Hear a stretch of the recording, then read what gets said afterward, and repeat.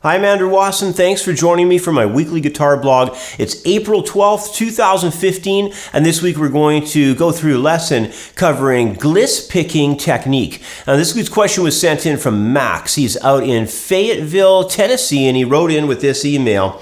I'd like to learn the technique for how to play very rapidly across the strings through the notes of chords. I hear this done quite often. It sounds like maybe 3 or 4 notes get used. I think it's almost like a miniature version of sweep picking. To me, it sounds more like the idea of how wind instruments flutter across notes really fast.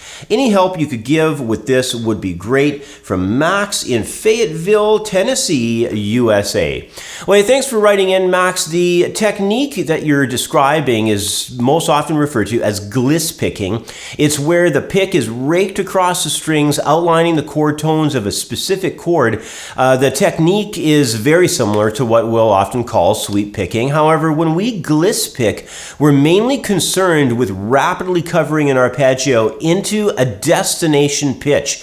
In this video, we'll organize a collection of different gliss-picked ideas. The ideas will quickly brush across notes and arrive into specific destination tones. And once we run through all of my different examples, I think that you'll have a pretty good idea of exactly how you can begin incorporating gliss-picking into your own guitar playing.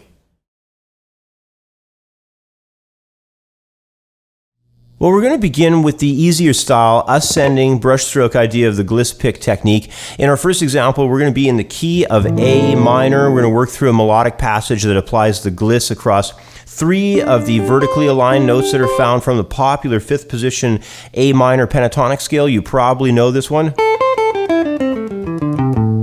More than likely you know that shape. So what we're going to be using there is the frets of 7 and then 8 and then 8. And we're just going to be going with the Gliss-Pick right across them. And the important things to remember is don't have the pick directly perpendicular into the string. Have it at a bit of an angle. You can see there I'm kind of over exaggerating here, but the pick is more at an angle like that. So it gives you a little bit better edge to do the gliss. All right, so first, here's the idea on its own, just going from 7 to 8 to 8. And we're going to be making our target tone the 5th fret of the 1st string, the A note. Now, what I'd like to also do is, I have a melody line here that I'm going to put it into this melody line. It's very short and sweet. It's just covering the sounds of A minor. It comes in on the beat of 3, so we're going to count 1, 2.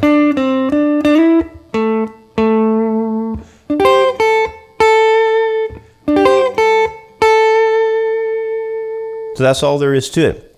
It's a really straightforward sweep that we do across there.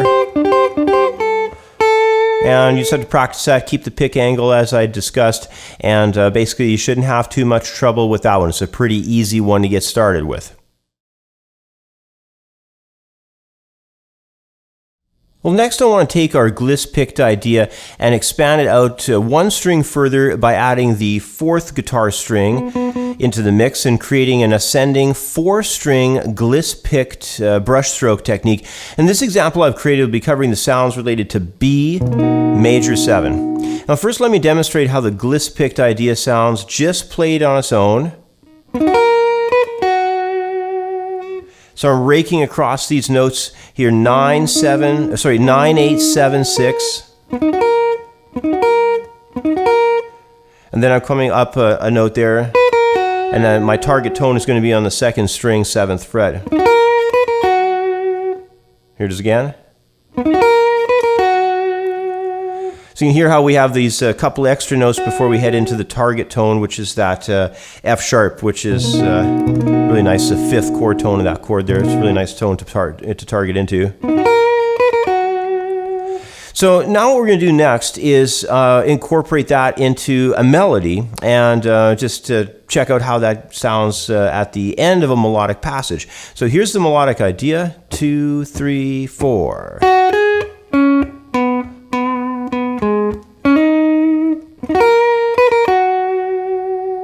You can hear how it really sets off the line. I mean, it's a real surprise when that real fluttery sounding Gliss-Picked concept comes along. It's really cool. Here it is one more time.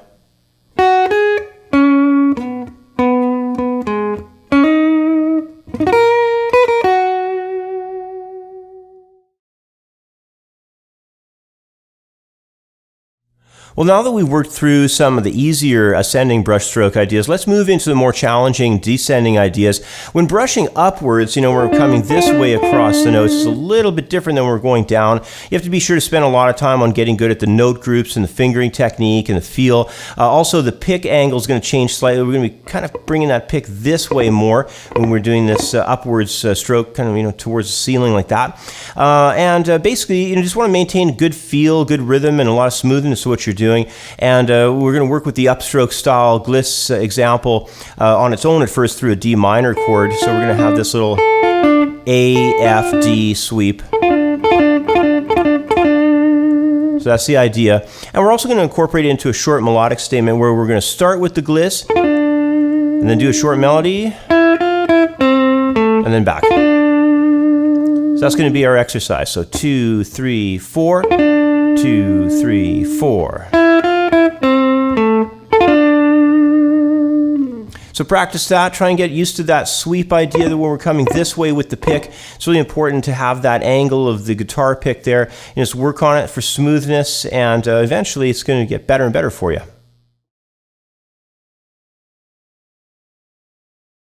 Well, in my last example, I want to carry on with one more descending Gliss-Picked idea. This one will not only flow across a group of arpeggio tones, but will also slide over into the final target tone. This means that after the brushstroke that we do, we're going to need to very quickly slide over into the final note of the phrase. So first of all, here's how this idea sounds played more up to speed. It's going to be around the sounds of a B flat minor 9 chord. So hopefully you know that shape. It's just basically a bar chord shape where you're taking the B flat note at the 6th fret down below. You're going to mute that with the pad of the middle finger there, and then the killing out the 5th string will happen, and then your ring finger will just lay flat across the 6th fret notes of 4th, 3rd, and 2nd strings, with your small finger reaching forward up into that 8th fret of the 1st string, creating a chord shape just like that. That's the sound that we're after. And here's the idea. It goes like this. Again. You notice at the end there too, I'm coming down and it's a slide real quick over from the 6th fret into the 5th fret. So that's what we're shooting for. Let me slow it down here a little bit for you. The resolution's taking place into the root, the B flat there. So that's a really nice idea. It's incorporating a couple different things there. But, all of this stuff is really cool when you get decent at it and you start incorporating it into your playing. Well, the best way to approach the practice of playing through both the ascending and the descending Gliss-Pick technique is to work slowly at first. Never play too fast too soon can't be applied enough to this type of technique. What you want to do is keep the pick at a slight angle, though, as you're playing across the multiple string sets, because as you do that, it's very valuable to the way that we get a smoothness across those tones. Now, the technique itself generates a very unique sound, and one that's tied closely to the phrasing of wind instruments. The added response and expressiveness of this technique is really cool, and it can be done on any group of strings you wish. Our example is only focused upon the upper strings, but you should definitely spend more time incorporating into the middle strings as well. It's another great sound with this technique. The bottom line, though, overall is, just as with any technique, even if you find this one difficult, the more you apply it, the more natural or more of a part of you that it's basically going to become over time. So anyway, I hope you enjoyed the lesson, and that's about all the time I have for today. So practice this in your spare time and expand upon it as you wish. Just want to say thanks for watching. Have yourself a really great week working on all this stuff, and I will catch up with you next time. So we'll see you then. Bye for now. I'd like to take a moment to mention another guitar video lesson project I've started. It's a unique guitar lesson approach that I'm doing online, and it's not like anything I've done before. Best of all, it's 100% free.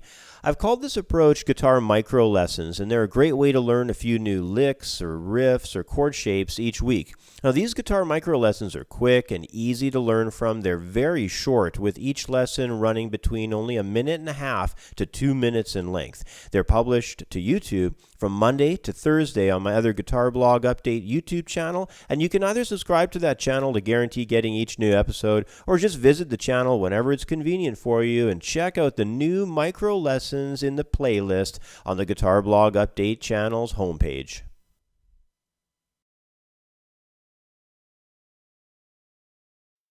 If you'd like to learn the modes and really get an understanding how they can be used musically to write songs, play a solo, or compose melody lines, then you're in luck. My ebook, Using the Major Scale Modes, is a comprehensive manuscript outlining exactly how modes are used both in harmony and to compose melodic ideas.